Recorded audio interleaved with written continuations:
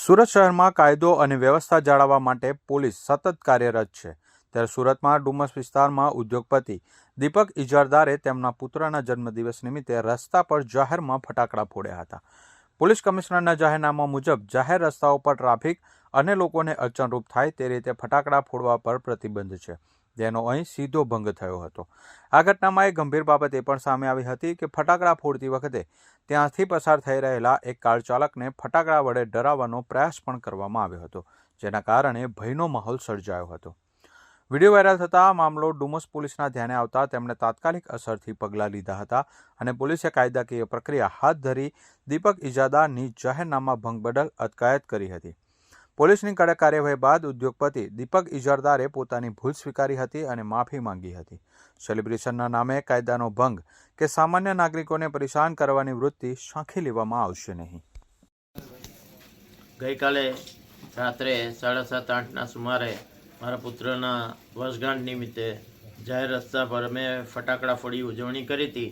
એ police commissioner Shri સુરતનાએ જાહેર કરેલા જાહેરનામાનો ભંગ થાય એની મને જાણકારી નહોતી. તે સંજોગોમાં એ કૃત્ય કરવામાં આવ્યું અને એ મારી ભૂલ છે, હું કબૂલ કરું છું. તે સંજોગોમાં પોલીસ જે કંઈ કાર્યવાહી કરે એમાં હું તપાસ અને તપાસમાં સ્વીકૃતિ છે, એટલે તપાસનો સવાલ નથી. તો તે સિવાય પોલીસ જે કાર્યવાહી કરે એમાં સહકાર આપીશ.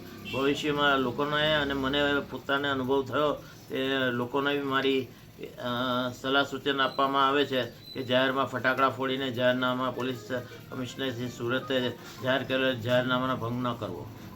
ગત રવિવારના રોજ ડુમસ પોલીસ સ્ટેશન કે જે એમ ડિવિઝન અને ઝોન 7 હેઠળ આવે છે તે વિસ્તારમાં દીપક ઇજારદાર નામક એક વ્યક્તિ દ્વારા તેમના દીકરાના જન્મદિવસ પ્રસંગે જાહેર રસ્તા પર ફટાકડા ફોડવા અને આતશબાજી ફોડવાનો બનાવ બનવા પામેલ હતો તથા તેમના દ્વારા ટ્રાફિકને લગભગ 5 મિનિટ જેટલા સમય માટે રોકવામાં આવેલ હતો.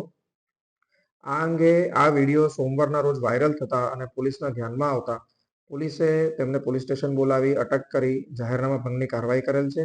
એટલું જ નહીં, તેમના પર અટકાયતી પગલાં પણ લેવામાં આવેલ છે તથા તેમને સમજ કરવામાં આવેલ છે કે આવી રીતે જાહેર માર્ગ ઉપર ટ્રાફિકને અડચણ થાય તે રીતે કોઈપણ પ્રકારની ઉજવણી કરવી એ એક જાહેરનામા ભંગનું અને કાયદા વિરુદ્ધનું લો એન્ડ ઓર્ડરને ડિસ્ટર્બ કરતું કૃત્ય છે. આથી આવું કૃત્ય બીજી વાર ન કરે તે માટે તેમને નસીહત કરવામાં આવી છે તથા કોઈ આવી ઉજવણી કરવી હોય તો પહેલા પોલીસ સ્ટેશને જઈને આ અંગેની પરમિશન લેવી જરૂરી છે તે અંગે સમજ કરવામાં આવેલ છે.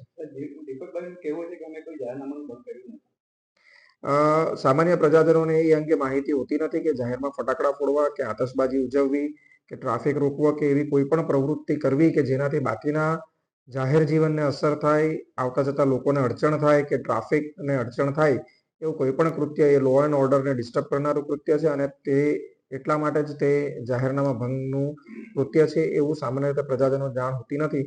પરંતુ જ્યારે પણ આવી કોઈ પણ પ્રકારની ઉજવણી કરવી હોય તો પોલીસ સ્ટેશનેથી પરમિશન લેવી, મંજૂરી લેવી ફરજિયાત છે અને તે અંગેનું માર્ગદર્શન પોલીસ સ્ટેશન ખાતે મે આઈ હેલ્પ યુ ડેસ્ક પર મળતું જ હોય છે અને મંજૂરીનું ફોર્મ પણ ત્યાં મળતું હોય છે. આ અંગે તેમને જાણ ન હોય તો પોલીસ દ્વારા તેમને વ્યવસ્થિત રીતે સમજ પણ કરવામાં આવે છે.